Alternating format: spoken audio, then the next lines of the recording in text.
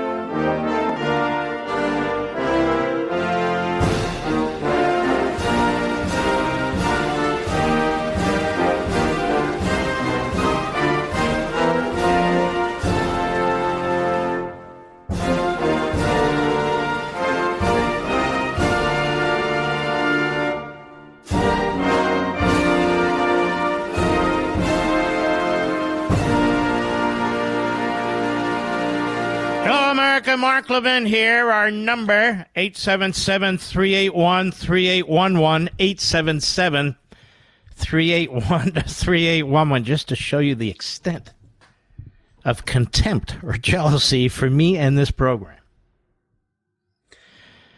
Ron DeSantis tomorrow at 8:30 p.m. Eastern Time will be doing his first radio interview exclusively here after his announcement. I don't know what he's going to announce. But he's actually told me. I think he's going to be on Fox TV at 8 p.m. Eastern, but he will be on this program at 8:30. So I just wanted you to be aware of that. Isn't it funny, Mr. J? It's hilarious. We have a former U.S. attorney the other day who announces that, based on his own experience, which is quite significant, in Utah, that he would have already indicted the Bidens. Crickets. I mean, not because I didn't say it, he said it. Now, to show you the extent to which the Democrat judges and Democrat prosecutors really want to derail Trump, and they want to derail DeSantis, the party, and the media too, more on that later, is we have a judge in New York now in another matter. Check that. The judge in the Alvin Bragg case, he has set the trial for March 25th next year, right in the middle of the presidential primary. So this phony case, right in the middle of the presidential primary, we have never seen anything like this. Ever. Then we have the rogue Democrat prosecutor in Atlanta who is rumored to bring charges anytime from the end of July to mid-August, right around the first debate. Right around the first debate. Then we have Mr. Overturned on Appeal, Jack the Ripper Smith. He's hanging around, and he will bring it at the most propitious time for the Democrats. His charges. I have no doubt he will. And I suspect what he's focused on, ladies and gentlemen, is wire fraud, given the fundraising that we heard about. Not that there's a violation of law, but that he's looking at it. Obstruction, and a variety of other counts, multiple felony counts, because this guy's completely out of control, and he doesn't give a damn. You New Yorkers, you remember Sheldon Silver, Mr. Producer? He was the Speaker of the Assembly in New York for about 117 years. You remember him? Well, his first conviction was substantially overturned. Substantially overturned.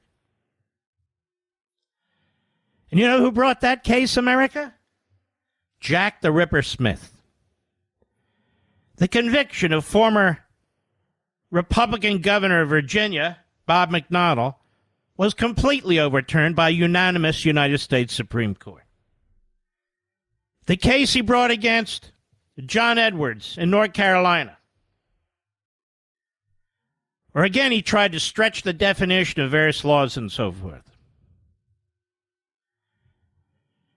The jury in that case found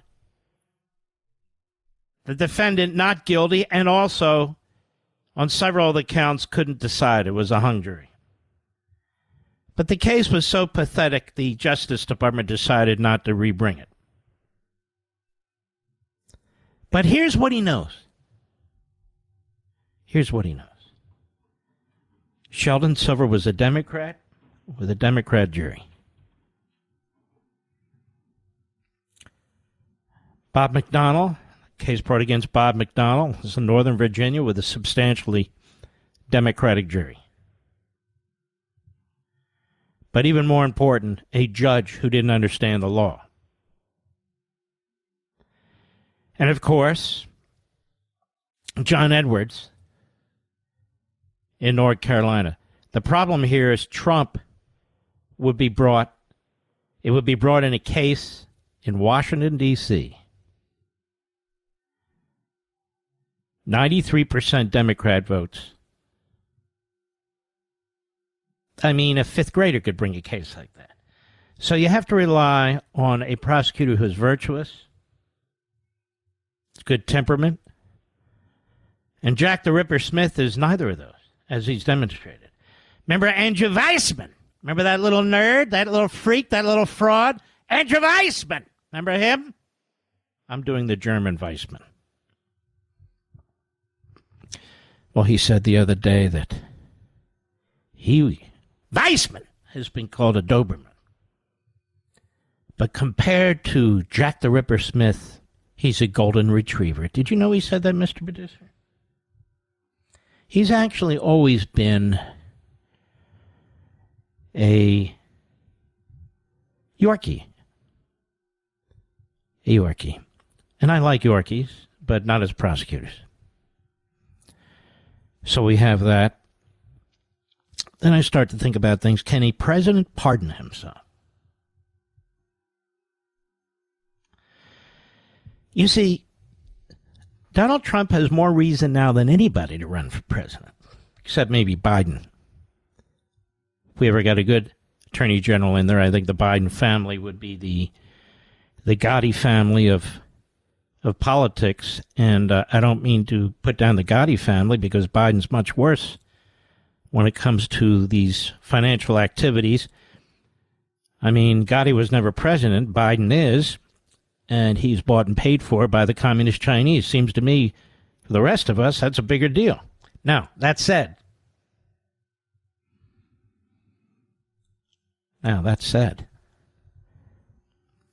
Trump has more reason to run and not get out than any of the others. Because in a federal case, he does indeed have the power to pardon himself, as any president has the power to pardon him or herself. Now, you'll hear all those pseudo-intellectuals, pseudo-professors, pseudo-lawyers, and jackasses alike who will say that's not true. But they should, for once in their lives, put aside their politics and look at the Constitution. Ilya Shapiro, who's a libertarian law professor, or was, by all accounts, highly reputable, no Trump fan. But he asked this question. As the Trump presidency draws to a close at the end, a couple of years ago, a question that came up periodically during his tenure is now resurfaced. Can the President of the United States pardon himself? In their new book after Trump, Reconstructing the Presidency, Jack Goldsmith, head of the Office of Legal Counsel, the elite Justice Department unit, that's essentially the executive branch's legal conscience, Under President George W. Bush and Bob Bauer, White House counsel, under President Barack Obama, acknowledged that self-pardons may be possible, but suggest, among other reforms, that Congress should also make clear that a self-pardon is not allowed and cannot be the basis for immunity from federal criminal investigation. Of course, they're both dead wrong. Mike Ludig, highly respected former Fourth Circuit judge, remember Mike, an OLC head under George H.W. Bush, recently argued against the availability of self-pardon in light of constitutional structure. Of course, Ludig has no idea what the hell he's talking about. They're both wrong. A president has the absolute right to pardon. There's no limitation in the federal area. Absolute right. How do I know it? The Constitution provides no limitations. None whatsoever. All that Article 2, Section 2 says is the president, quote, shall have power to grant reprieves and pardons for offenses against the United States, except in cases of impeachment, unquote. That's all it says. It doesn't say he can't pardon himself or anything of the sort. So while Goldsmith and Bauer and Ludig no doubt spend hours and hours with a very sharp pencil, sitting in their basements in their boxer shorts, trying to figure out, we've got to figure this out, much like this clown Lawrence Tribe, claiming the 14th Amendment somehow empowers the President of the United States to destroy the House of Representatives. There is no limitation. And as Shapiro writes, this discretionary authority is purposely broad because it serves as a check on fundamental injustices in other cases where the law is an ass. In that sense, presidents should use it more often. It also facilitates national healing after political crises. George Washington used the pardon power after the Whiskey Rebellion. Abraham Lincoln after the Civil War. Jimmy Carter for draft dodgers after Vietnam. And we have Stanford law professor, former federal judge Michael McConnell has explained that 2 days before the Constitutional Convention approved the Constitution, a move to narrow the pardon power because, quote, the president himself may be guilty, unquote, failed. It failed. Despite support from Mr. Constitution himself, James Madison. As James Wilson, who had become a member of the first Supreme Court and was a delegate to the Constitutional Convention from Pennsylvania, specifically Philadelphia, as he argued, if the president, quote, be himself a party to the guilt, he can be impeached. In other words, he can be impeached and potentially removed. But that's the only power. So the framers expressly contemplated the use of the pardon to clear a criminal conspiracy of which the president is himself a part. But importantly, they needed to have this debate in the first place because unlike the British king, from whom they had just declared independence, the American president would be subject to legal process. But they considered impeachment to be a sufficient check on potential abuses. And they were smart, because can you imagine? We have 1,000 prosecutors in this country. 1,000. We have about 12 to 14,000 elected chief prosecutors. And of course, we have 93 United States attorneys, in this case under Biden, appointed by the opposition, the Democrats. Approved by the Senate, yes, but they could approve it even if every Republican said no. And so you could imagine a president would be subjected to the potential of criminalization, particularly by a Democrat party like this. I want you to think about these things, why the framers were so brilliant, and why we have people who pretend to be brilliant, holding high offices and other positions, who try to substitute their lack of wisdom for the framers' wisdom. Whether it's the budget deficit, or whether it's the pardon clause. President shouldn't be able to pardon himself. It's never happened because we've never seen anything like we've seen today with respect to the attacks on this president. It's unprecedented. Absolutely unprecedented. To be facing one federal prosecutor after another, one state or local prosecutor after... You know, a friend of mine said to me today, who's sort of a Trump supporter, at least claims to be, and he said, you know, Trump brought this on himself. This is sort of the Bill Barr, Andy McCarthy argument. He brought these things on himself, the way he conducts himself. He brought criminal investigations on himself? Really? Brought impeachment on himself, too? Brought civil suits on himself, too? Tax investigations, too? I was very disappointed to hear this because it's preposterous. John Kennedy never faced anything like this. Lyndon Johnson. Joe Biden. I'll be right back. Mark Levin.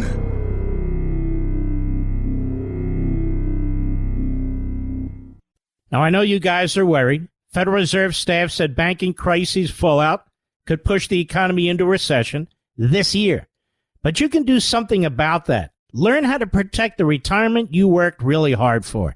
I think a great way is to diversify with gold, and specifically a gold IRA.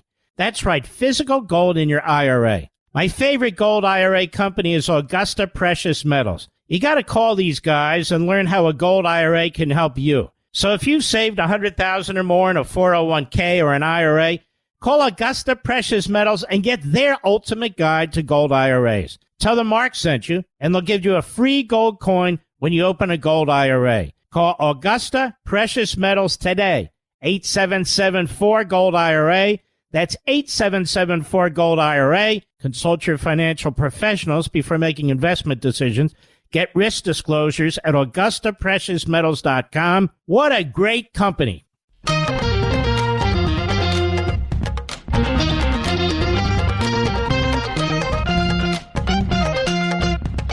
You know, I want to give credit where credit is due, which is my want anyway, to the Ford Motor Company, which has decided that it is not going to scrap AM radio from its cars. Did you hear that, Mr. Producer? And we want to salute them. Because, ladies and gentlemen, the AM band does not interfere with electric vehicles. Certainly not in any way that matters. So this is just a way, you know, people say, well, why would these corporations go after concert? They're called corporatists for a reason. And what's funny is, if I didn't coin that phrase or that term 20 years ago, I certainly renewed its use. Corporatists.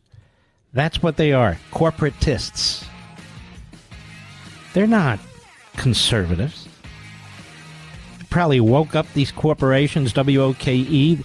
These corporations are probably full of wokesters. I'll be right back.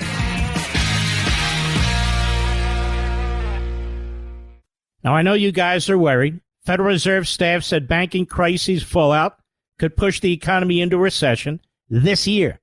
But you can do something about that. Learn how to protect the retirement you worked really hard for. I think a great way is to diversify with gold, and specifically a gold IRA. That's right, physical gold in your IRA. My favorite gold IRA company is Augusta Precious Metals. You got to call these guys and learn how a gold IRA can help you. So if you've saved $100,000 or more in a 401k or an IRA, call Augusta Precious Metals and get their ultimate guide to gold IRAs. Tell them Mark sent you, and they'll give you a free gold coin when you open a gold IRA. Call Augusta Precious Metals today, 877-4-GOLD-IRA. That's 877-4-GOLD-IRA. Consult your financial professionals before making investment decisions. Get risk disclosures at AugustaPreciousMetals.com. What a great company. Mark Levin, America's mentor of conservatism. Call now at 877-381-3811. You know, it's interesting when Joe Biden and his ilk use that phrase, extreme MAGA Republicans, because it obviously works with focus groups, and the phrase has been polled. Extreme MAGA Republicans. What does MAGA stand for? Make America Great Again. So Joe Biden is basically saying if you believe in making America great again, you're an extremist. And I'm actually not surprised by that, given the positions that the Marxist Democrats have taken, and given their destruction of every corner of this country and every enterprise that has made this country great. So now you're an extremist if you believe in making America great again. Because they don't believe in America. They don't believe America ever was great. Who was it that said, how can you make America great again? It never was great. One of these Democrat politicians said it, I remember it. Bernie Sanders agrees with that. The vast majority of Democrats on Capitol Hill believe it. Joe Biden believes it, even though it was Cuomo. Andrew Cuomo. Andrew Cuomo? Of WABC fame? America was never great. Wow. Excuse me, I meant governor of New York? Wow. America was never so great, don't you know? America? So extreme MAGA Republicans. So they admit you're an extremist if you believe in making America great again, which Republicans do. Now, what do the Democrats stand for? Making America great again? Of course not. They hate the country. Now, I don't mean you rank-and-file Democrats, although I don't understand why you're still Democrats.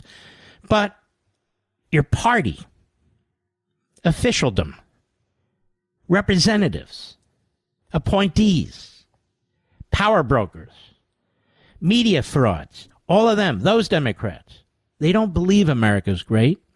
That's why they push critical race theory. That's why they want to destroy the nuclear family. That's why they want borders wide open. They believe the rest of the world is great, and we're not. That's why they hate capitalism. That's why they push equity as opposed to equality. And that's why so many of them are and have been and always will be on the public dole. Make America great again. Oh, you must be an extremist. No, I'm not an extremist. No, you must be. You believe in MAGA. Everybody with the terms. It's like we're now national conservatives. Excuse me? National. I'm a constitutional conservative. That has very specific meanings, you know. No, you don't understand. We must put America first. Well, don't all conservatives believe that? Not rhinos and so forth. Neocon. I'm saying conservatives. It's the whole point. It's the whole point of my book, Liberty, Tyranny. Yes, America comes first. That's it? That's the ideology? That's brand new? Oh, I can't wait, Mr. Producer. But that for another day. So, extreme MAGA Republicans in the media there. Nobody ever explains what that means. And you know what's amazing to me? Joe Biden is the best they've got. Other than Robert Kennedy Jr. and what's her name, Williamson, who's irrelevancy. Nobody is going to challenge Joe Biden.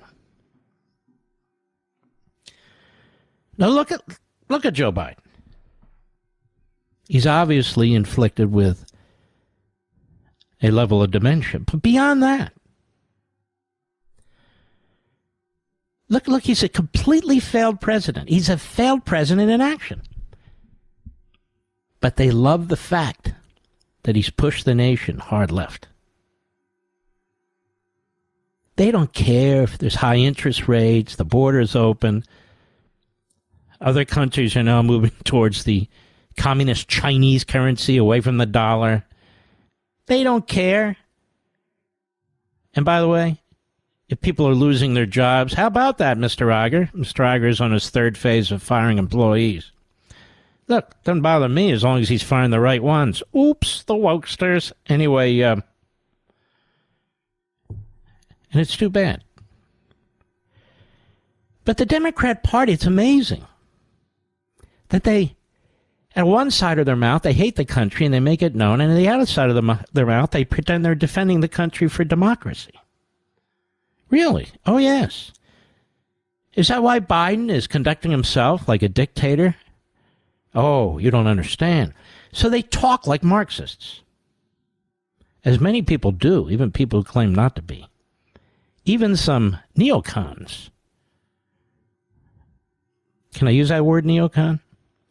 Claim to be, but are really not. Now, there was a great piece, let me see if I can find it here, by, I did find it, look at that, by Alan Dershowitz in the Wall Street Journal the other day.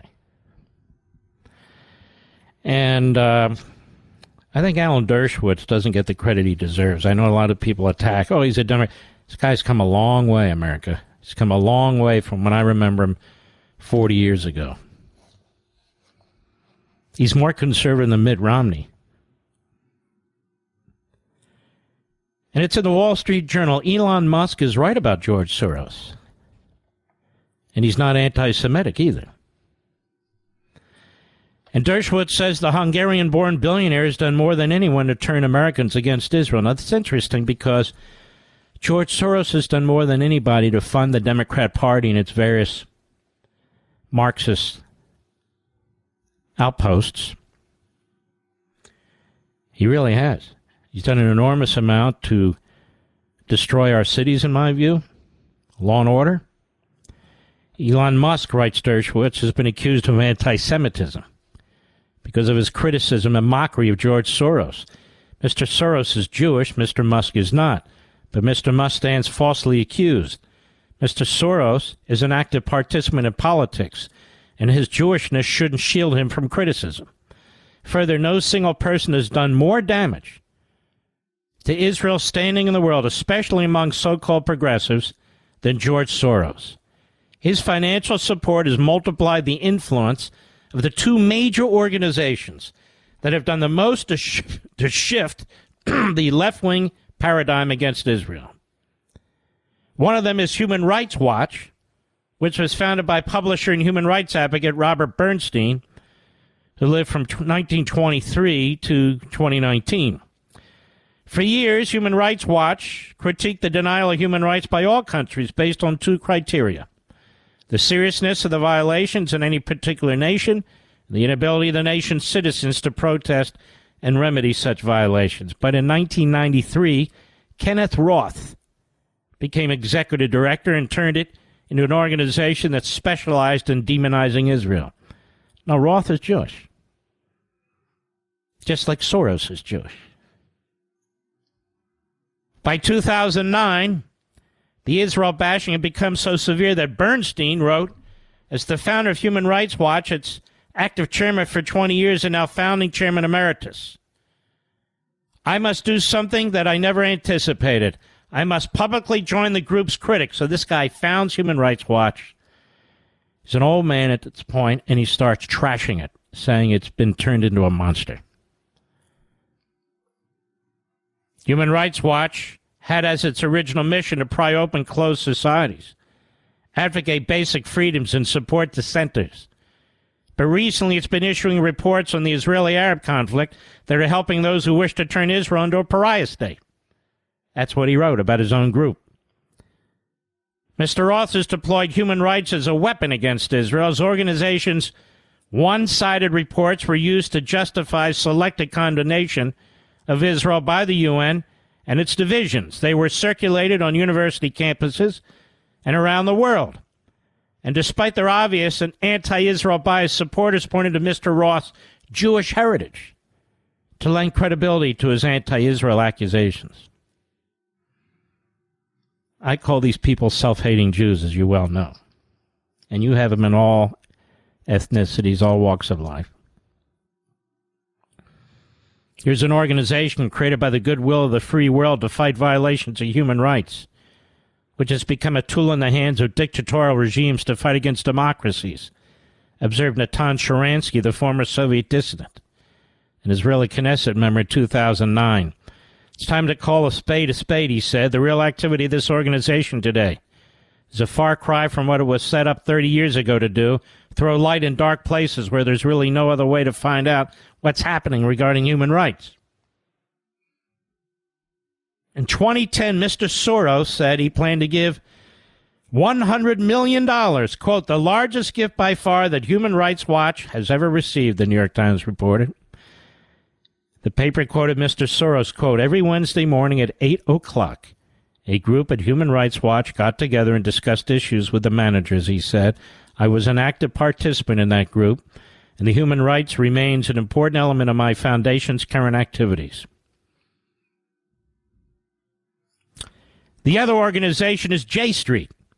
Despite its claim to be a progressive pro-Israel and pro-Palestinian organization, J Street has done much to turn most progressives and some liberal Democrats, including members of Congress, academics, and media figures, against Israel. Last year, Haaretz, an Israeli newspaper, reported that Mr. Soros contributed $1 million to J Street's super PAC, quote, 20 times larger than any previous donation J Street Action Fund received.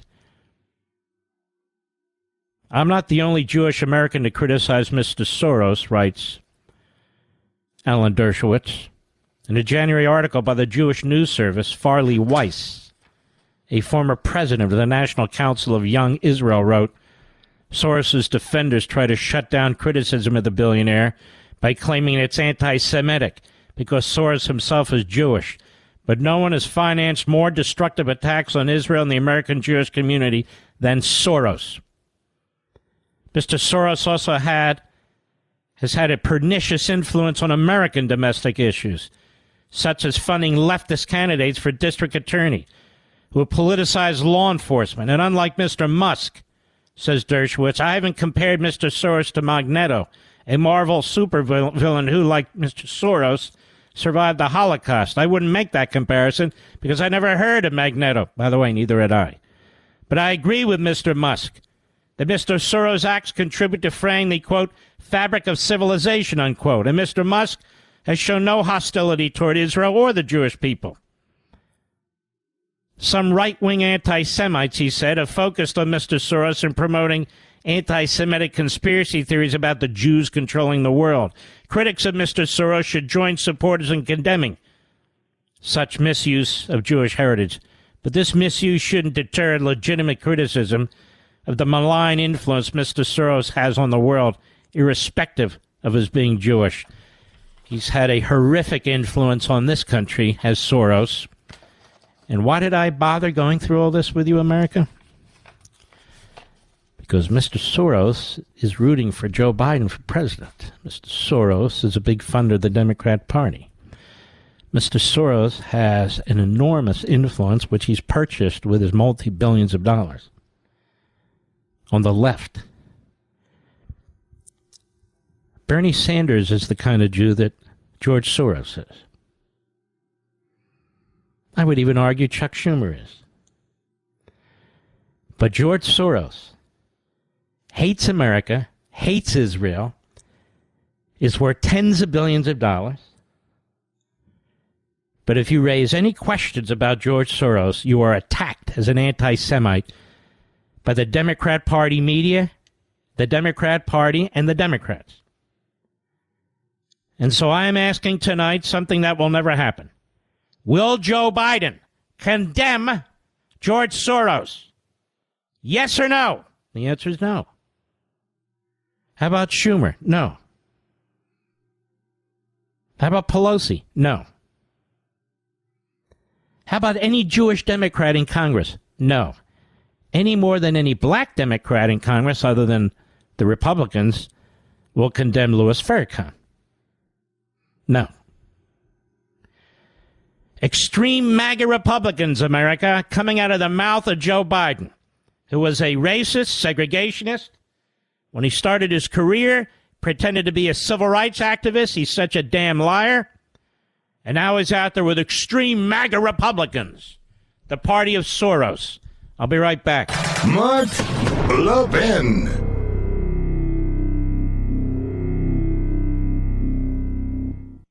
Now, I know you guys are worried. Federal Reserve staff said banking crisis fallout could push the economy into recession this year. But you can do something about that. Learn how to protect the retirement you worked really hard for. I think a great way is to diversify with gold, and specifically a gold IRA.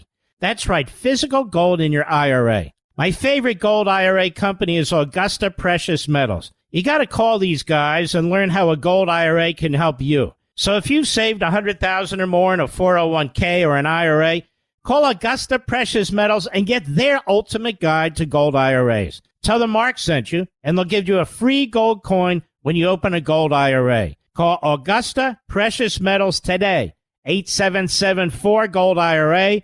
That's 8774-GOLD-IRA. Consult your financial professionals before making investment decisions. Get risk disclosures at AugustaPreciousMetals.com. What a great company.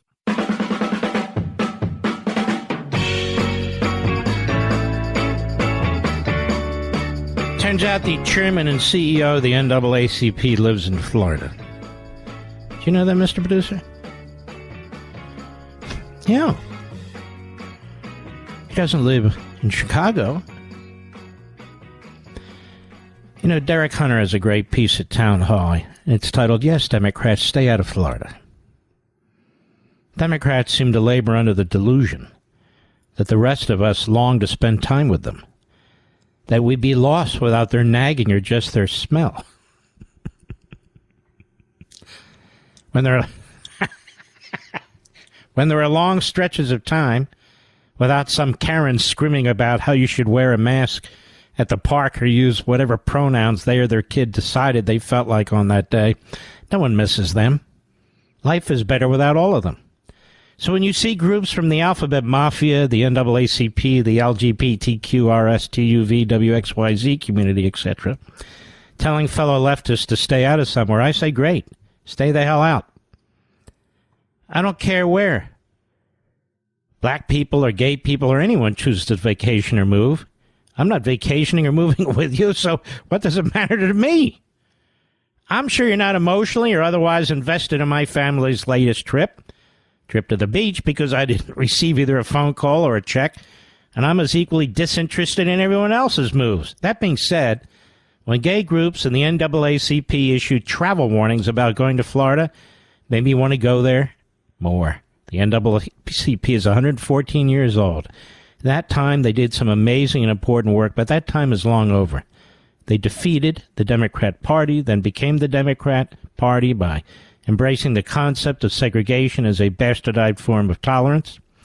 They did so for the same reason every group of that sort ultimately shifts from fighting for equality to fighting for equity, and that is money. And it goes on about the NAACP and so forth and so on. Oh, well. We'll be right back. This segment of the podcast is exclusively sponsored by Pure Talk. Pure Talk offers great coverage and can save your family money on your wireless bill every single month. Go to puretalk.com to find the plan that's right for you. Thank you again for listening, and thank you so much for this sponsorship, Pure Talk.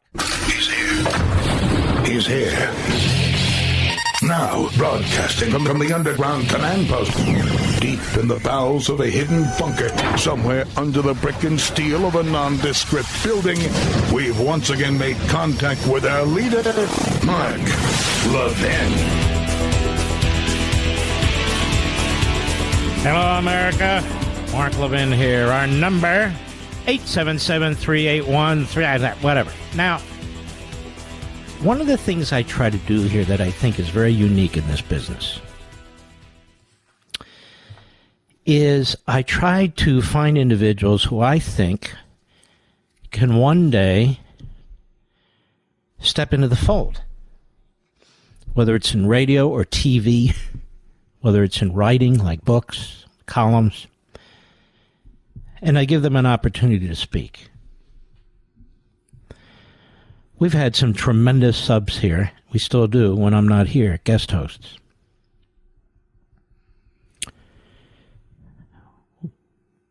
Ben Shapiro used to be a substitute in this program when he was very young. Remember that, Mr. Producer?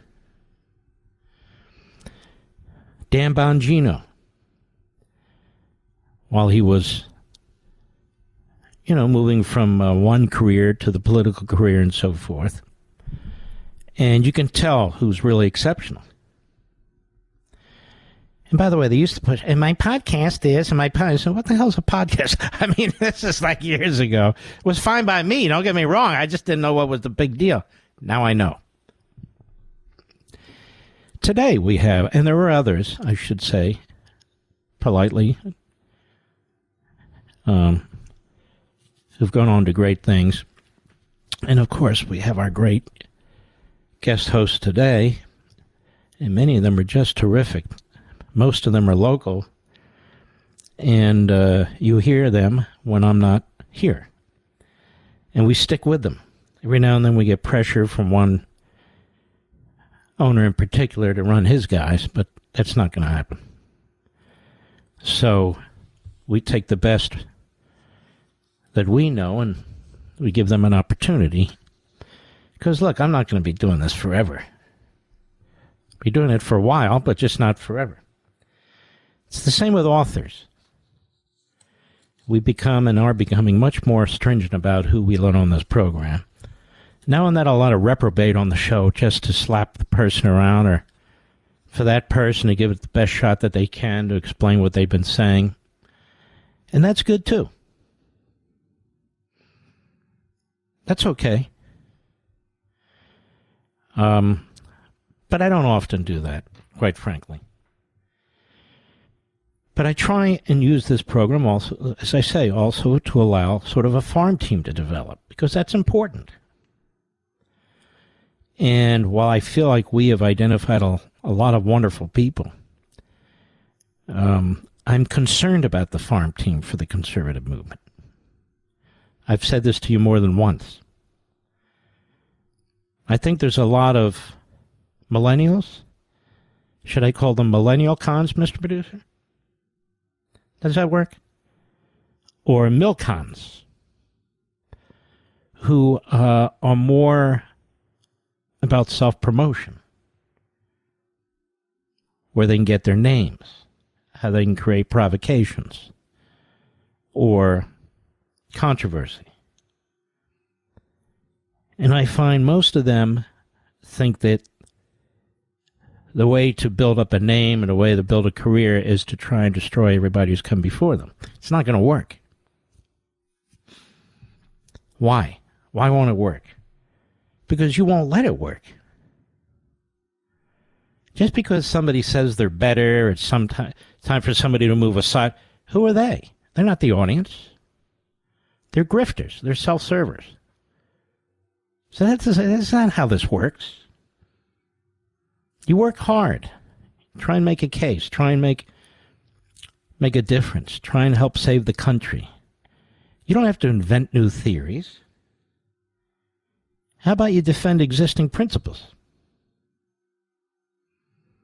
The principles aren't what fails us. The people are what fails us. The framers of the Constitution understood that even before that. And they're not the only ones. People of deep faith understand that. Deep faith. The men and the women in the Bible, the people we look up to, we don't say, their beliefs, they're so passé. They just don't apply today. We're so much smarter today, and so many more things are going on, and they're so failed us and so forth. I mean, they didn't fail us. If we fail, we fail. They didn't fail us. Bill Buckley didn't fail us. Milton Friedman didn't fail us. Walter Williams didn't fail us. Barry Goldwater didn't fail us. Ronald Reagan didn't fail us. Thomas Sowell hasn't failed us. There's more genius in those names that I mentioned than anybody today, quite frankly, or any group of people today. Framers didn't fail us. And so the arrogance and the egoism of those who suggest such a thing is pretty apparent to most people. They sound like Marxists. They sound like secularists.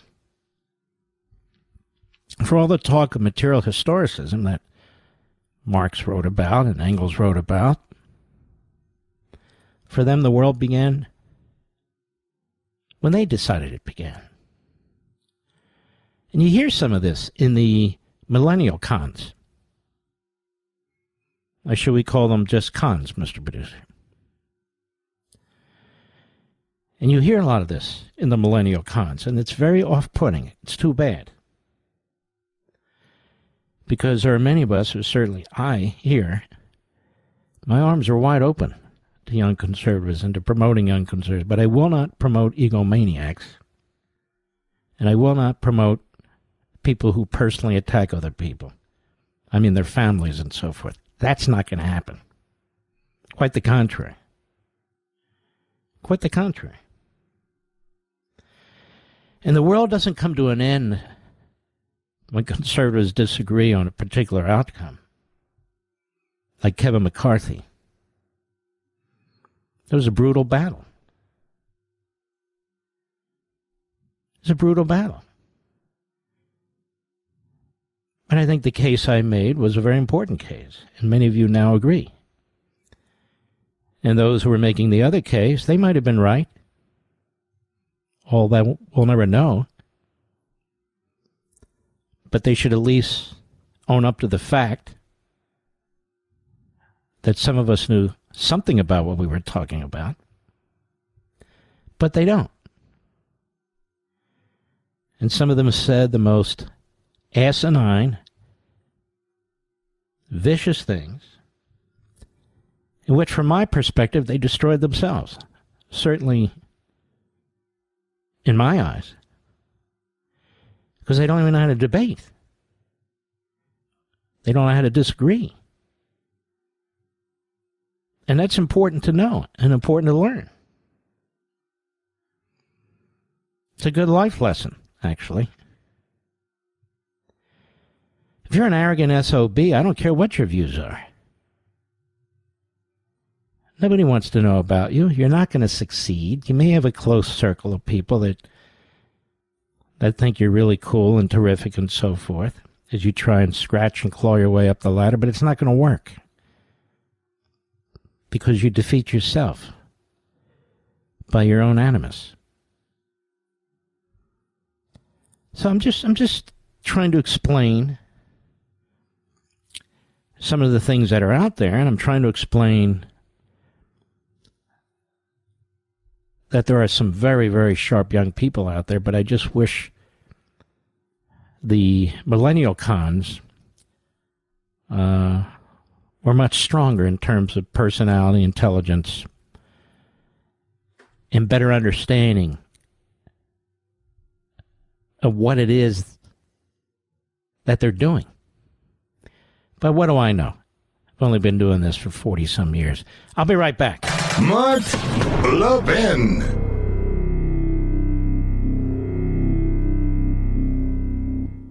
Remember the last time you got a quote-unquote free phone? You started out feeling great, then came the hefty activation fees, 4-line requirements, and of course the binding contract. Don't fall for it again, folks. Only Pure Talk gives you a free 5G Samsung Galaxy phone without the feeling you've been duped. Just sign up for Pure Talk's unlimited talk, unlimited text, and unlimited data plan with mobile hotspot for just $55 a month and get a 5G Samsung Galaxy for free. That's right, unlimited everything at a fraction of the price of Verizon, AT&T, or T-Mobile. Here's another thing. You'll be on America's most dependable 5G network. How do I know? I'm a customer. Make the switch to Pure Talk, the wireless company I'm proud to stand behind, because they're proud to stand behind me and you. Just dial pound 250 and say Mark Levin, and you'll get a free Samsung Galaxy when you sign up for unlimited talk, text, and unlimited data. Again, go to puretalk.com, use promo code Levin Podcast, Levin Podcast, to start saving today. I'd like to report somebody to the Federal Bureau of Investigation, the FBI as we used to know it. Somebody who seems to be inciting violence in the streets. I know you monitor the show over there at FBI. And I know you've monitored millions of Americans unconstitutionally. But I want to bring one to your attention that I'm very, very, very concerned about, as well as the media, as well as the White House. And I think something should be done about it. I want you to listen to this. And then I will identify the individual. But this person is, it seems to me, suggesting that there be a violent uprising or insurrection. Then I want the FBI to be aware of this. And if they're not, I want to know what they're going to do about it. Cut one, go.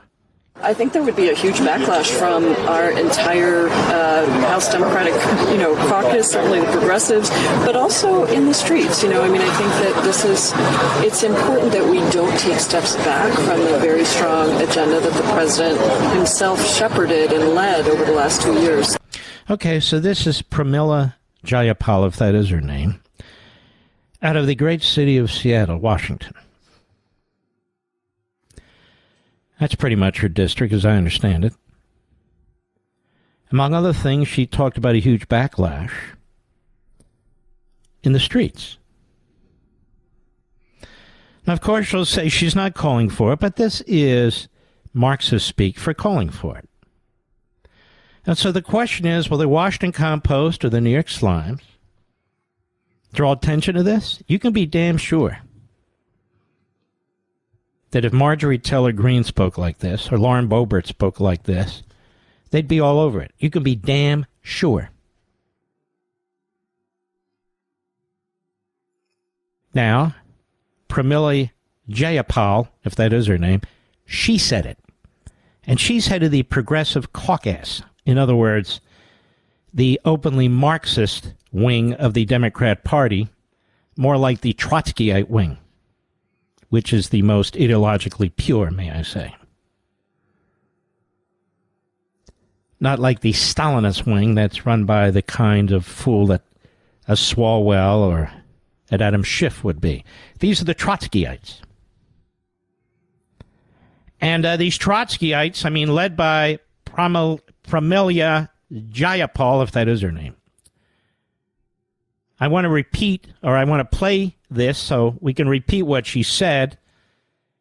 And I expect Christopher Wray to wake up from his daily stupor and the Attorney General to take his face out of his oatmeal and to pay attention. Cut one, go.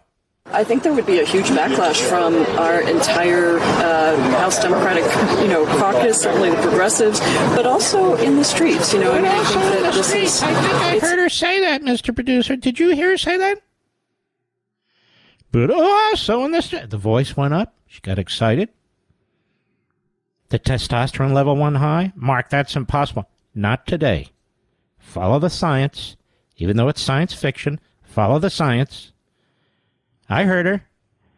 I think there would be a huge backlash from our entire House Democratic caucus, certainly the progressive, but also in the streets.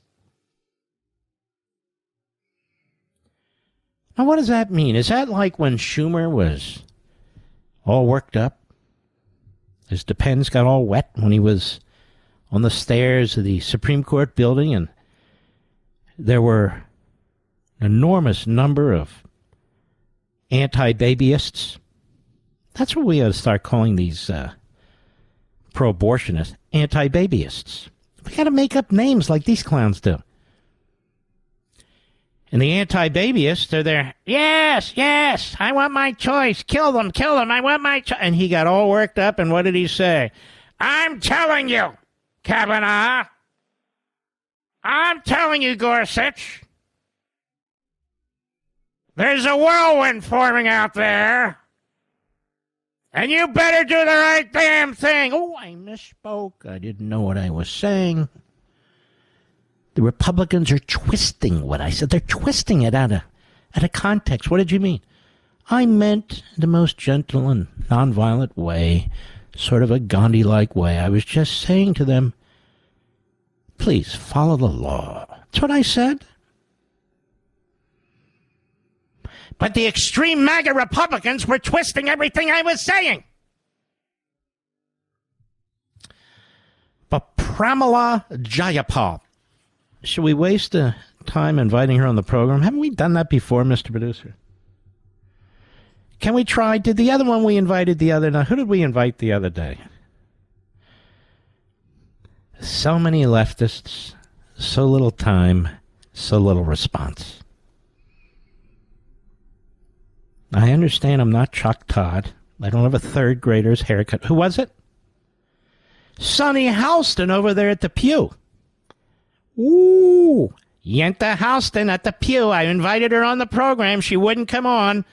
I think it's a Jewish thing. I don't think she likes Jews, Mr. Producer.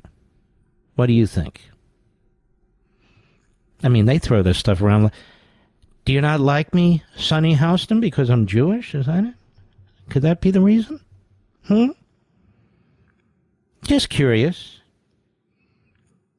You have it so hard in America. Oh, it's unbelievable. What's her first name again? You used to know how to pronounce it. Whatever. Asuncion? No wonder it's Sonny. But her name shouldn't be Sonny. It should be Dreary. Dreary. That's her new name. Dreary Houston. Asuncion. And then we have Whoopi Goldberg, whose real name is Karen. Can you believe that? She's a Karen. Oh, my God. Then there's gets stuck in your throat.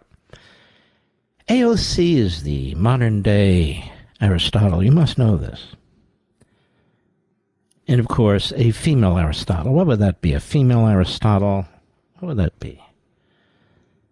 Aristotle? I don't know. And she's questioned by Raju. We got Raju, we got Pramila, we got Ocasio-Cortez. A whole rainbow coalition here. Cut to, go. But if the president agrees to spending caps, or if he agrees to work requirements on certain social safety net programs, it's going to be a problem. We do not legislate through the debt ceiling for this very reason. You know, ladies and gentlemen, I've been around a long time, at least 2.5 years. I understand she used to make a good drink, though. I don't drink, Mr. Producer. I understand that her expertise was, I don't even know the names of drinks. What was it? What is it that they always drink? Oh, martini. That her expertise was a martini. Now her expertise is everything. Ocasio-Cortez. It's going to be a problem. We don't legislate through the debt ceiling for this very reason. Yes, we do, you idiot. All the time. By the way, is that your real name, too? Ocasio-Cortez.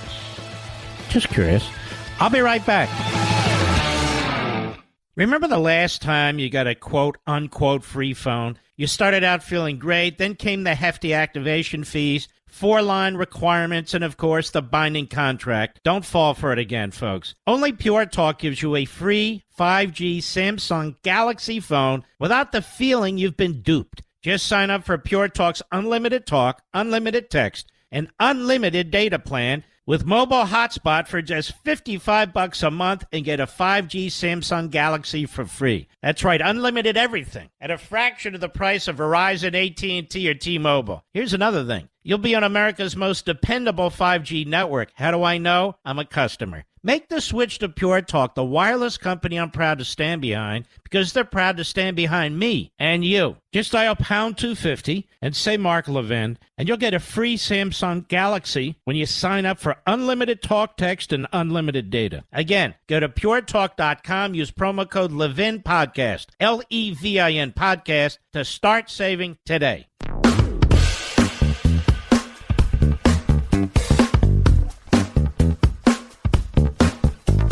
One billionaire has already said he's going to put $60 million behind the Tim Scott campaign. Did you see that, Mr. Producer? $60 million. Maybe I should run for president. I could use $60 million. You know that? Why not? 60 million. You know, I've been trying to reach a point where I could do something like that. You know what? I like you. $60 million for your campaign. I'm not jealous, by the way. I'm just saying I think that's very interesting. Very interesting. Jack Hellner. I don't know Jack Hellner. He's in the American Thinker, and I know the American Thinker is a great publication. And Jack Hellner writes a hell of a good piece there. And again, this is a way to draw attention, I think, to some very, very good people who otherwise wouldn't get much attention. He says, on global warming, so many problems with the data. This is a very good piece. It's hard to find any data to support what we've been told about temperatures and the climate, yet we repeatedly see the talking point that, quote, the science is settled, unquote, and people saying the dire predictions have come true. And you might have seen this if you watched Chuck Todd. I strongly discourage you from wasting your Sunday watching Chuck Todd and lowering your IQ in order to listen to what he says. Here we go. So Jack Hellner links to a report. He says, here's a report that shows that Arctic ice, which has been measured only since 1981, is melting slower than normal because it's cooler than normal. And that it is at 95% of the average, 5.4 million square miles versus 5.67 million square miles. The prediction was that the ice was melting fast and would soon be gone. Not that sometimes it is melting and sometimes is expanding, which is what it does. It says the rate of sea ice loss for April 2023 was slow, owing to cool conditions across the ice-covered Arctic Ocean and below average to near average temperatures near the Ice Age. I guess you haven't heard this, have you? Certainly not in the phony, lying, scummy media. The April 2023 average Arctic sea ice extent was 13.99 million square kilometers, or 5.4 square miles, tied with 2004 as the 10th lowest April in the satellite record. In other words, things are going swimmingly, or icely, at the Arctic Circle. The average monthly extent was 700,000 square kilometers, or 270 square miles, below the 1981 to 2010 average.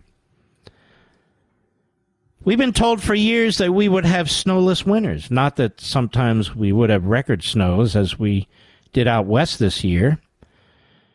We had a snowless winter in Florida, Mr. Producer. It was a hell of a thing.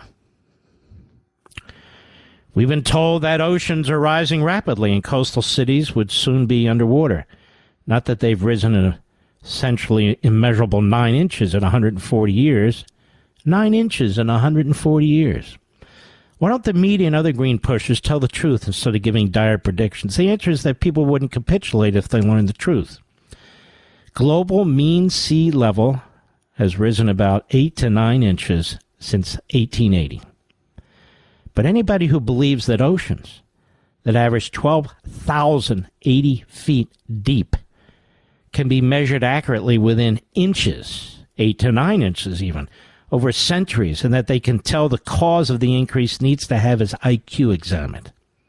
It's so true. It's so ridiculous.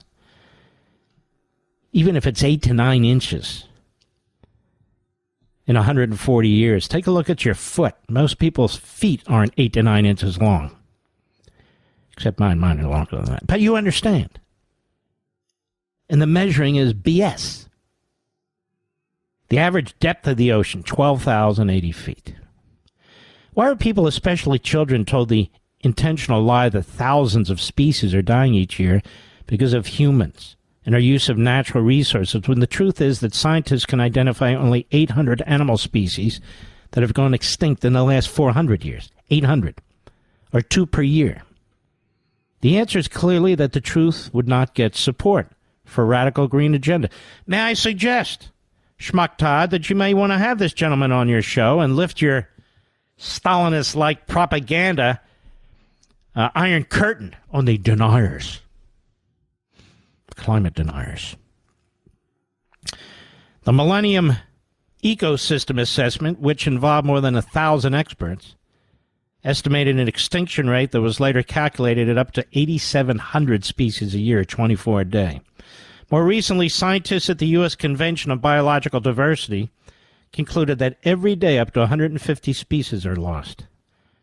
That could be as much as 10% a decade. But it's a lie. Only 800 extinctions have been documented in the past 400 years. There are almost no empirical data to support estimates of current extinctions of 100 or even 1 species a day, he concluded. And by the way, it's not because of us. What are we doing? The media say they couldn't report about the Biden family corruption because they couldn't verify the story. They gladly report the made-up numbers from the WHO to scare the hell out of the public.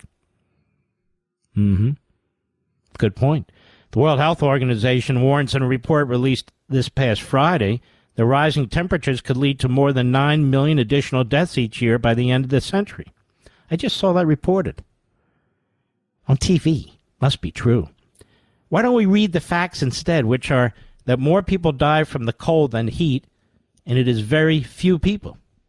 According to the 2014 study by the CDC, and we know the CDC never lies, approximately 1,300 deaths per year from 2006 to 2010 were coded as resulting from extreme cold temperatures, 670 per year from extreme heat. Or this, the study published in the British journal The Lancet analyzed data on more than 74 million deaths in 13 countries between 1985 and 2012. Of those, 5.4 million deaths were related to cold, 311 deaths were related to heat. You know, Mr. Producer, I don't pretend to be a scientist, but that would tell me that more people die from cold than heat. Here's some of the destructive policies of the radical greenies that are based on predictions, not scientific data. The destruction of energy-producing companies that produce reasonably priced energy. The promotion of the highly flammable pollutant lithium, while seeking to control CO2, a non-pollutant clear gas that makes plants grow and allows the world to be fed. Spending trillions on carbon capture. Selling worthless carbon credits so people like John Kerry can pretend they care as they fly in their private jets. Outlawing gas stoves, furnaces, lawnmowers, leaf blowers, and gas grills. What's going to happen to leaf-blowing Americans if we get rid of these leaf blowers? The destruction of fishing and killing of whales by wind farms. Environmentalists claim to worry about landfills and pollutions. So where are they going to put all the gas-powered equipment, which will be worthless when the wind turbines wear out? Why should anyone trust the same people who did the following when they said they could control temperature, sea levels, and storm activity? If we just hand over trillions and trillions and give up freedom and quality of life. They lied that we could keep our health plan and doctor, our premiums would go down. They lied through COVID and then claimed to be surprised when children became depressed and their test scores went down. They refused to control the border but lied that the border was closed. They supported soft-on-crime DAs but claimed they weren't soft on crime even as crime goes up. They lied continuously to destroy Trump without evidence and refused to support his policies, which are lifting all races. They lied to get the corrupt, incompetent Bidens in office. Problem is not Biden's age, it's his incompetence, ignorance, and dishonesty as he forces America to adapt to the radical leftist agenda. We should recognize the media, Biden, and the other Democrats with the appropriate slogan abbreviated as MAPA, Make America Poor Again. I like that. MAPA. Pretty good piece, don't you think, by Mr. Hellner? So I wanted to bring him and it to your attention, the great American thinker, Jack Hellner, ladies and gentlemen. I'll be right back. Mark Levin.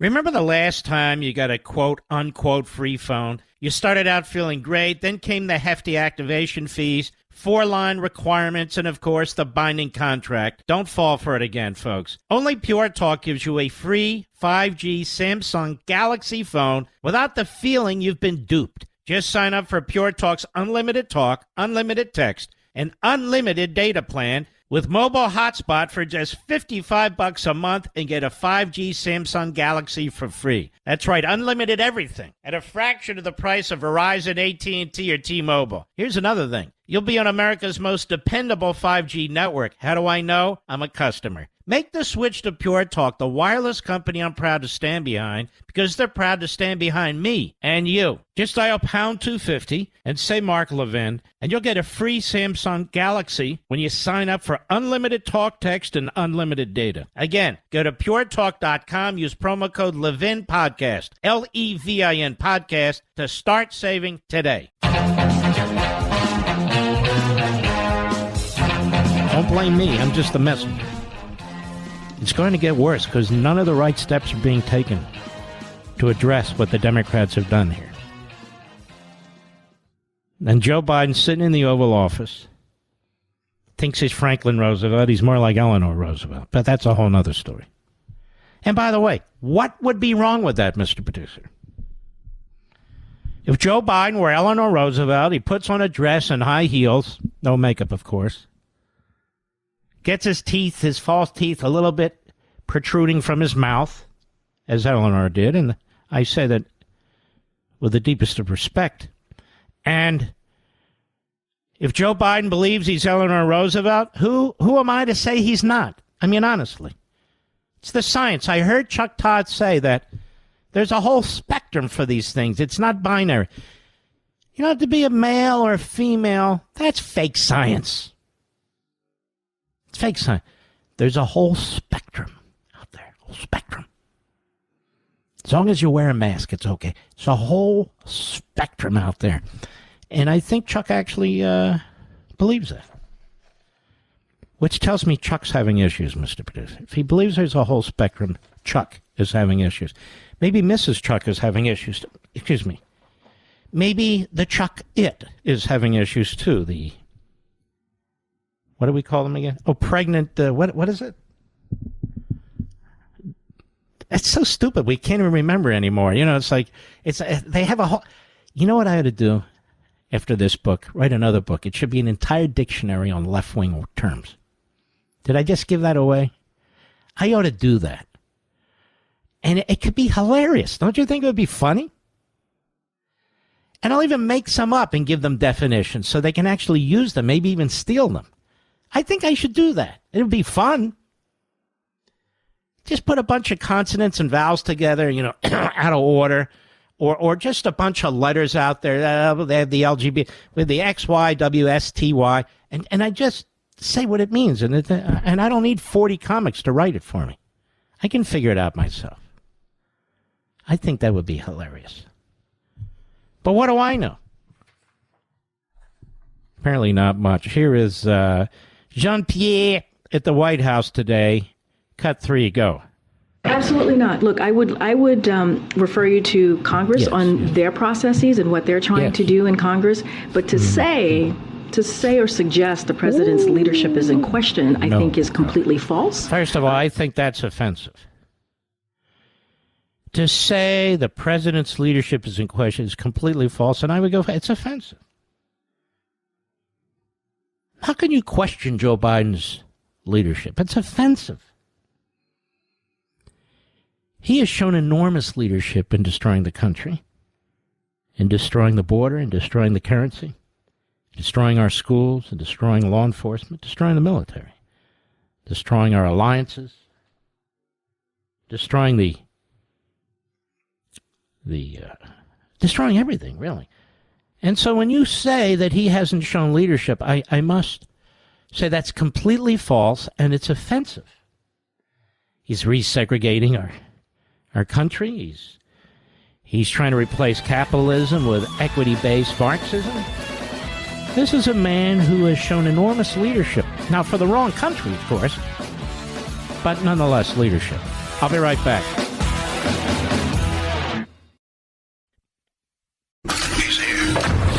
He's here. Now, broadcasting from the underground command post, deep in the bowels of a hidden bunker, somewhere under the brick and steel of a nondescript building, we've once again made contact with our leader, Mark Levin. Hello, America. I'm sitting here during the break talking to Mr. Producer, and I'm thinking to myself, there's going to be a new letter added to the end of the long list of genitalia and genitalia activity. And I think it'll be when an individual marries him or herself. What do you think of that, Mr. Producer? I'm waiting for that one. And, Your Honor, I'd like to marry myself. And I want the tax deduction, the marital tax deduction that goes with it. I'm sick of discriminating against myself. It's driving me nuts. Besides, who's better than me? When the culture changes, ladies and gentlemen, the music has to change. The words have to change. We're not binary anymore. Ask Chuck Todd. There's a whole spectrum of stuff going on out there. LBGTQ, why do you think they add the plus at the end? They should add the multiplication sign, times, because there's no end to it. Remember when Facebook, there were 54 flavors of genitalia and genitalia activity. Remember that? They paid somebody a lot of money to do that. And so, let me try this. I will embarrass myself in front of millions, so don't hold it against me. So here's how the song in modern days would go. Should I do it, Mr. Producer, or not? I'm just too good to be true. Can't take my eyes off of me. I'm like heaven to touch. Oh, I love me so much. At long last, love has arrived. I'm just too good to be true. I think that's enough. Notice I really spoke it. I didn't sing it. But I think that's the new version. I think we need to get the Four Seasons back here so they can sing it. In fact, there should be 54 versions of this song. As I say, I do not believe the music industry is caught up with it's not even the sexual revolution. It is the 54 flavors. These love songs today, they're really out of date. Wouldn't you say, millennial cons? Right? You're too good to be true, and so are you and you and you. Shouldn't that be a new song, Mr. Producer? You like that one? She's too good to be true. She, it, they, you, was, can, maybe. I mean, there's multiple songs here. These love songs are really quite discriminatory. We have to eliminate Frank Sinatra, for instance. Because Chuck Todd, again, has told us there's a whole spectrum. It's not binary. It's not he, she. It's all kinds of stuff. And he would know, being the expert in all things. Apparently genitalia, although I doubt it. Nonetheless, I think the music industry is discriminatory. I think the NAACP should put out a warning about the music industry. Don't travel near it. Don't play the music. Don't be with it. Forget about Motown. Forget about the sound of Philadelphia. Forget about it all. It's all very threatening to people. Very threatening. Can't have love songs when it's only a man and a woman. By the way, honestly, where's the first love song about a man and a woman and a woman? Have you heard one, Mr. Producer? Or where's the love song, the bisexual love? This would be a good one. I got to hear. I love her. I love him. I don't know. Where are they? They're not out. Maybe Congress should write a law. And there's the NAACP. They didn't issue anything. Neither did the ADL, which is very disappointing indeed. Very. So all of our love songs are binary, men and women, women and men, a woman, a man. And I think it's very problematic, Mr. Producer. Just remember my song. It's the beginning of a cultural revolution. I'll be right back. Mark Levin.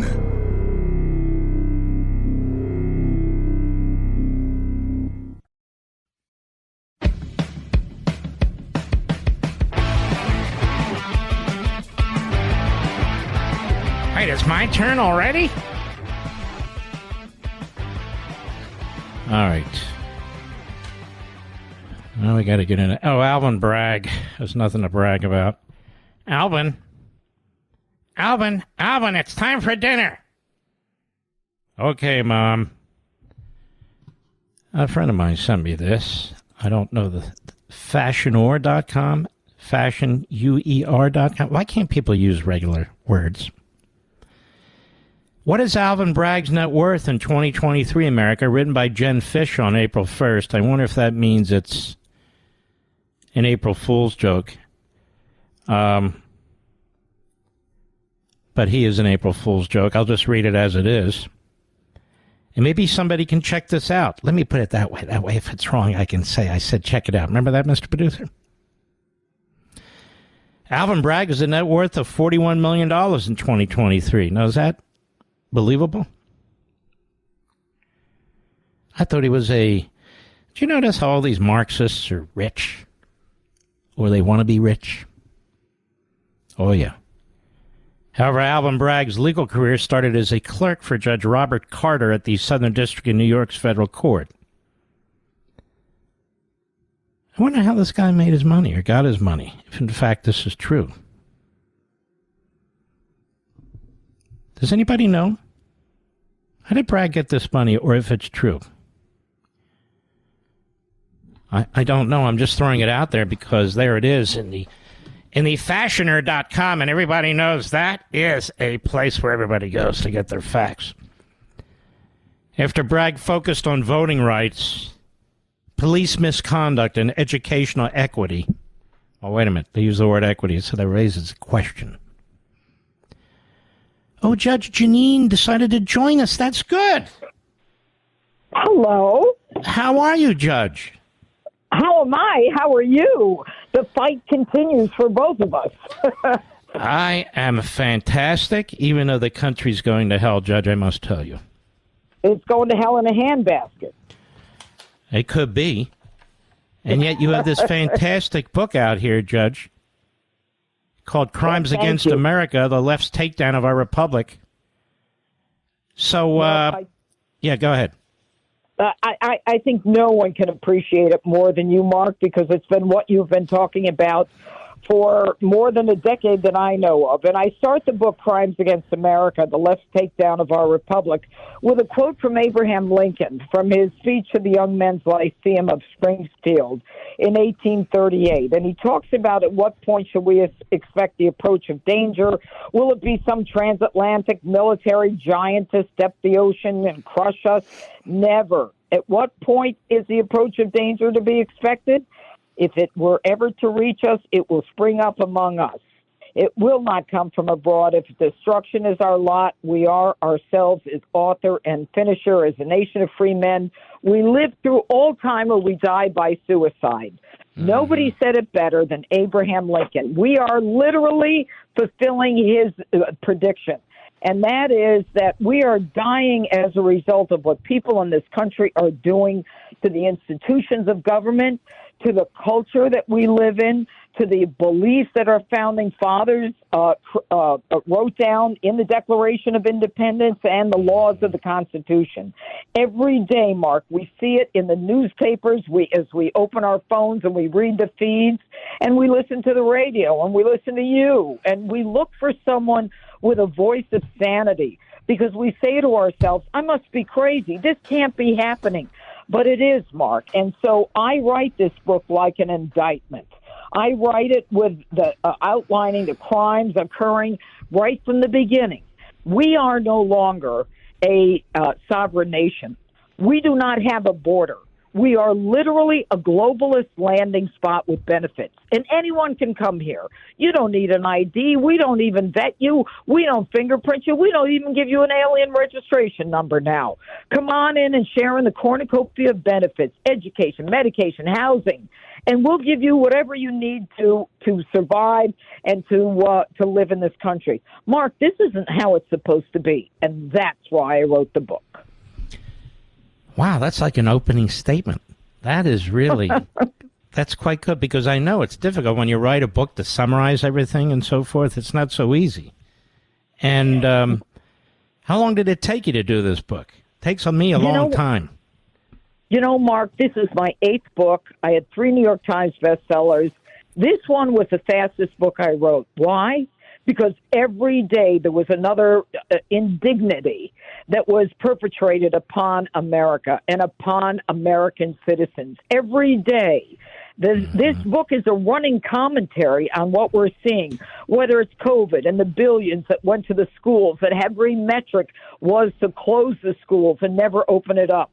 You know, whether it was to the cities where crime was running rampant and cities were burning and they told us they were peaceful protests, where we were being gaslit by the left, and Mark, you know this better than I do. Look, I was I don't know anything better than you do. No, that's not true. But I was a judge. If someone came to me with an affidavit that was unverified, that I found out was unverified, that I then re-upped twice after I signed it to violate the Fourth Amendment rights of an American citizen, I would have that person's law license. I would make sure they never practice again.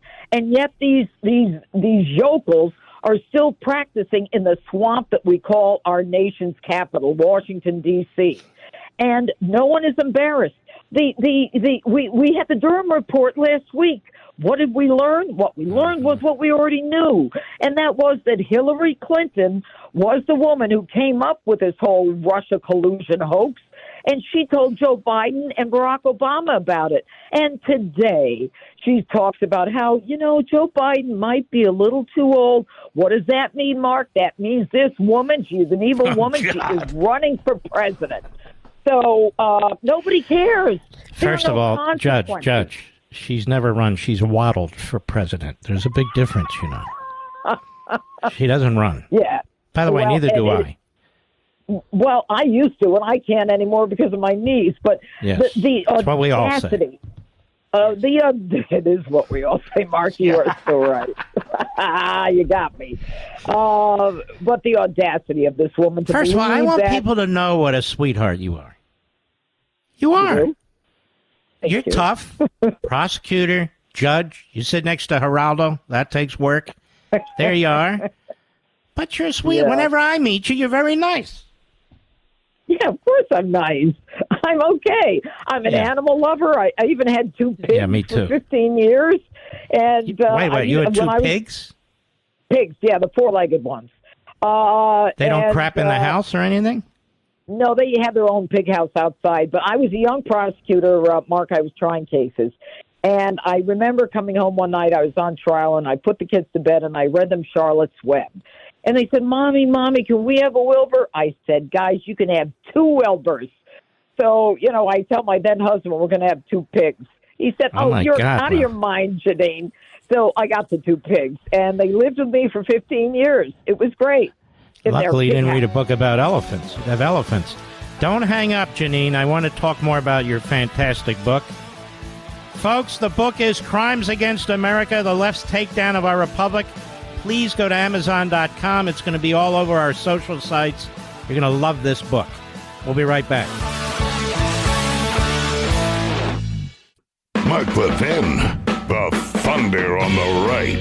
Call in now, 877-381-3811. We're talking to Jeanine Pirro. She has a fantastic new book.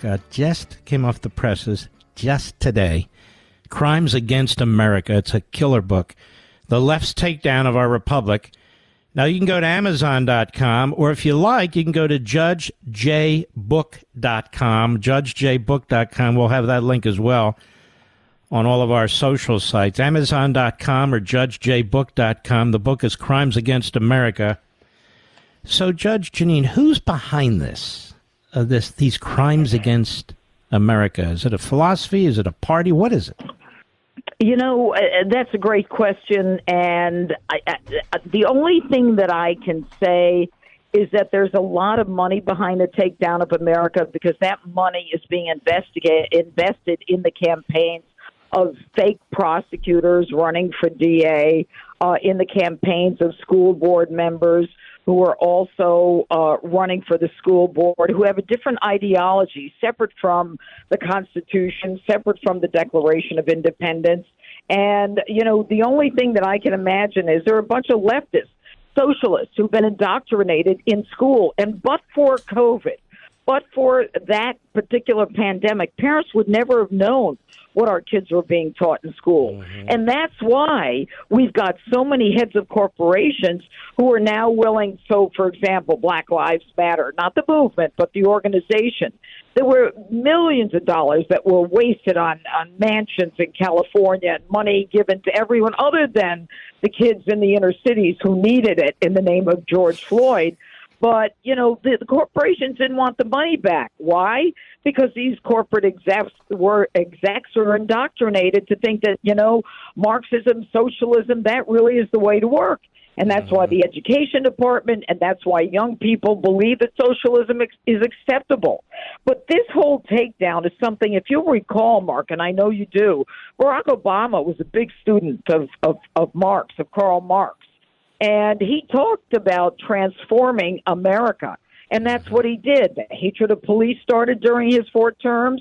The whole idea that he would not only transform America, but that he would have people, you know, speak in terms that were maybe not acceptable in his belief of what was politically correct, which was the first example of their chipping away at the First Amendment. If you didn't say it the way they wanted it, then you would be a racist or a xenophobe. You would be canceled. You would lose your job. And it just continued from there. It's just people who are believers and ideologues. What do they get from it? I don't know. What do we get from 5 million Americans entering this country that don't swear allegiance to this country? 10 million who will enter in the next 2 years after of the Biden administration. And what do we get from the fact that Joe Biden is so easy on China? I mean, we're buying lithium batteries from China now while they build coal plants, and we shut down our coal plants. We shut down fossil fuels and our independence so we can be dependent upon our enemies, upon people like Venezuela. I mean, there's no rhyme or reason to it unless you believe in that indoctrination. This is a terrific book, America, Crimes Against America, The Left's Takedown of Our Republic. That is a great title because it says it all right there. By our friend Jeanine Pirro. By the way, what's it like working on The Five? Do you ever say to yourself, I'd rather there were 4 of us, that one guy over there, or the one guy, you know, I'd rather be the 4. Is it pretty good? Yeah, well, you know what? Here's the thing. This show is watched by a lot of Democrats, and it is the #1 show on all news cable. Yes. And the only show that beat it last year was Yellowstone, which I absolutely love.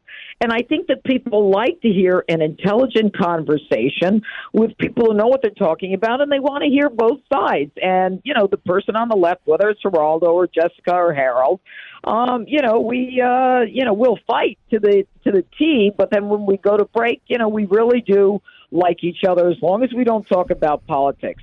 But, you know, I think the guy... Wait a minute. During the break, you don't ever get angry with each other? Like, why did you say that? Yeah, there are some times when we'll be furious, but then we realize that we're on to the next subject and we've got to take a deep breath and move on. How do we do that? I don't know. Maybe Jessica shows me a picture of her baby and I'll show her a picture of my grandson, and then we'll go from there. But yeah, there are some times when you see the tension there. But it is a fun show. People like it. And I like doing my own show, too. I mean, Justice with Judge Jeanine was great. It's a big hit. It was the #1 show for about 10, 11 years, weekends. I mean, we had big big numbers. But, you know, for everything there is a season. And I just think, and I want to get one thing. Wait a minute, I think I heard that once. I think there was a song. By the way, am I deeply disliked there? Be honest. Yes or no? No. Nobody who dislikes you would dare say it to me, so I don't hear it at all. I don't, because it doesn't come up. I was just curious. Yes. Look, the people here, you know, we try very much, you know, to enjoy the fact that we're all employed and we're all working. Yes. And I spend my time fighting the fight where it matters. Joe Biden, the man is in decline. He's running an organized criminal enterprise. Joe Biden is the front man. His son Hunter's the bag man. Joe Biden goes in the front door wrapped in the American flag and all the pride and glory that goes with it. And his son's at the back door collecting wads of cash in Europe. Mm-hmm. And the fact that the Department of Justice has not figured out what to do with him in 6 years almost, and we've got whistleblowers. One just came out again yesterday. But they're able to indict George Santos on 13 counts in a minute and a half. Mm-hmm. It is disappointing. And so I fight for justice.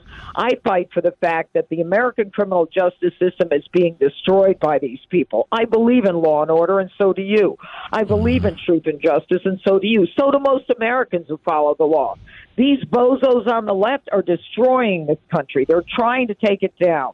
And, you know, just this past weekend, I had a 1 hour special on Danny Penny, who was the Marine, 24 years old, a sergeant in the Marines. He's in college. He's studying architecture. He didn't want to get in trouble, but they want to charge him with manslaughter. Are you kidding me? Everyone on that subway car said this is a guy who was a hero. So we've got to get back to basics in this country, and that's what's worth fighting for, to me. Well, the book is great. It's Crimes Against America, the Left's Takedown of Our Republic. You can grab it at Amazon.com or JudgeJBook.com, JudgeJBook.com.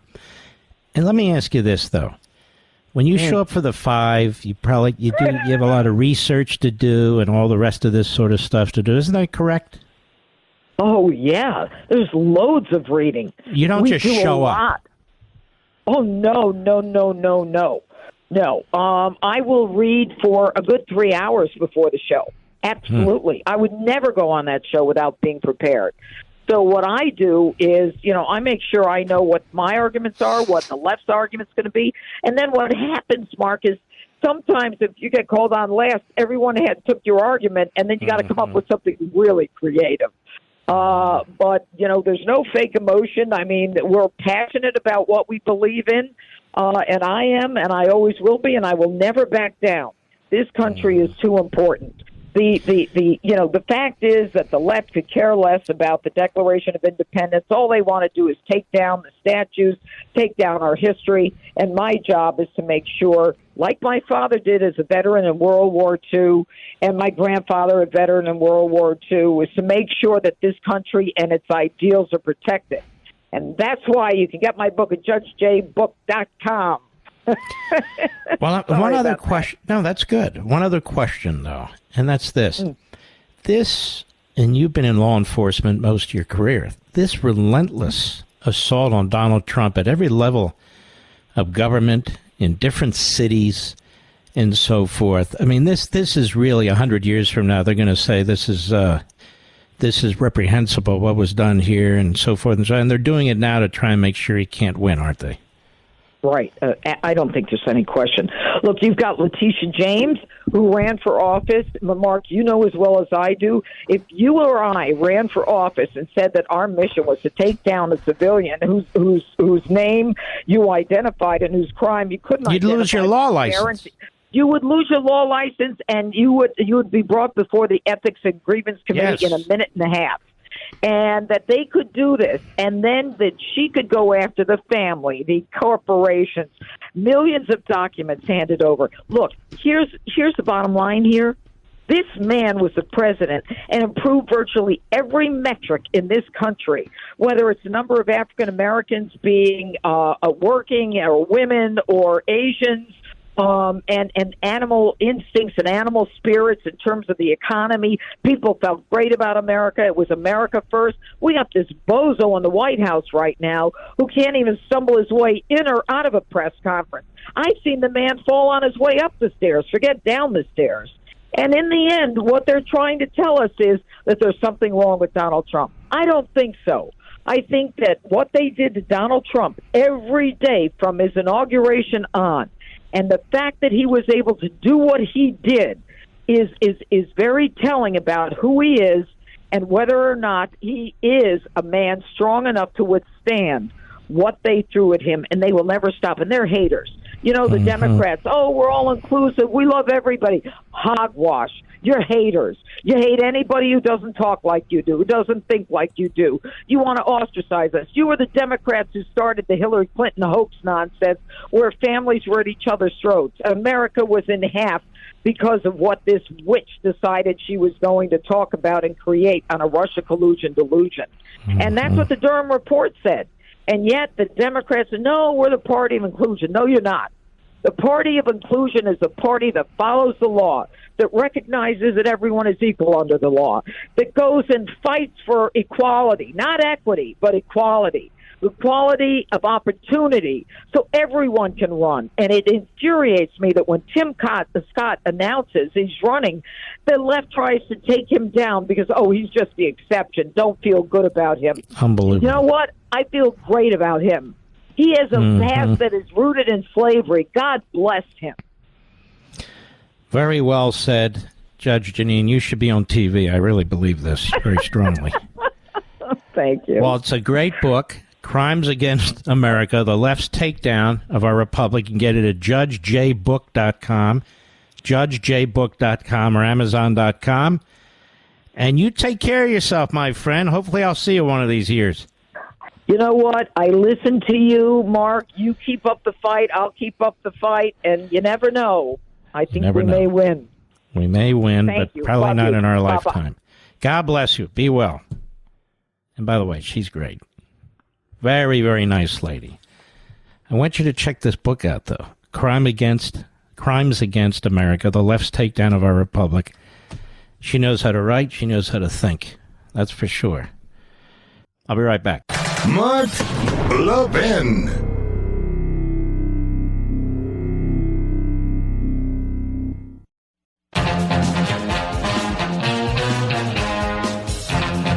Mr. Producer, to whom shall I speak, please? Our friend, New Rochelle, New York, Dr. Elaine. How are you, Dr. Elaine? Good evening, Mark. I'm well, thank you. Thank you. I want to remind people, Dr. Elaine called our program, I think it was March 25th, 2020, during really the beginning of the height of COVID. And she's a medical director at a nursing facility. And she informed us, called in after I read an article, I believe it was in the Wall Street Journal, about what was taking place in these elderly facilities, that they were... The government, Cuomo, was forcing people into these nursing homes who had COVID, and they had no choice but to accept these people, which resulted in the deaths of many, many, many people. Correct, Elaine?